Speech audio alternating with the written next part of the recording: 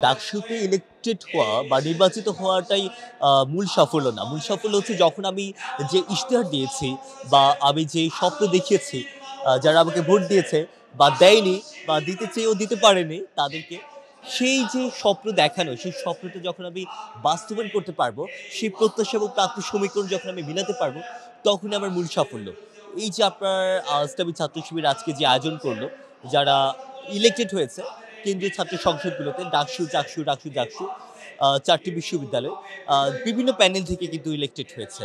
তাদেরকে সংবর্ধনা দেওয়ার যে অনুষ্ঠান, এটাকে আমি একটা অনুপ্রেরণাদায়ক একটা প্রোগ্রাম মনে করি। কিন্তু এটাকে একদম সাফল্য মনে করে যে একদম খুব আপ্লুত হব, উল্লাসিত হব এমনটাও না। কিন্তু হ্যাঁ, এটাকে অনুপ্রেরণা হিসেবে নিয়ে আমি সামনে এগিয়ে যাব এটাই প্রত্যাশা।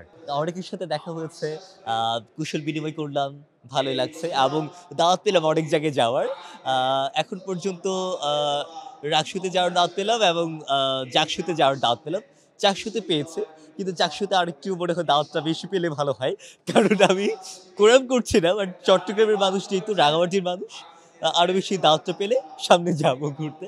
বাট পলিটিক্যালি না, যেহেতু আমি কোনো একদম পলিটিশিয়ান, কোর পলিটিশিয়ান পারসন না, ঘুরতে যাবো সব জায়গায় দেখি। কেন্দ্রীয় ছাত্র সংসদে ইলেকশন করা, আ সেটা আপনার ছাত্র শিবিরের সাথে একটা জোট করা, ঐক্যবদ্ধ শিক্ষার্থী জোট।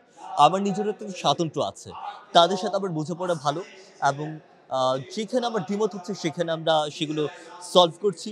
যেখানে আমরা একমত হচ্ছি সেখানে আমরা আ এগিয়ে যাচ্ছি একসাথে হাতে হাত ধরে। সব মিলে ভালোই লাগছে।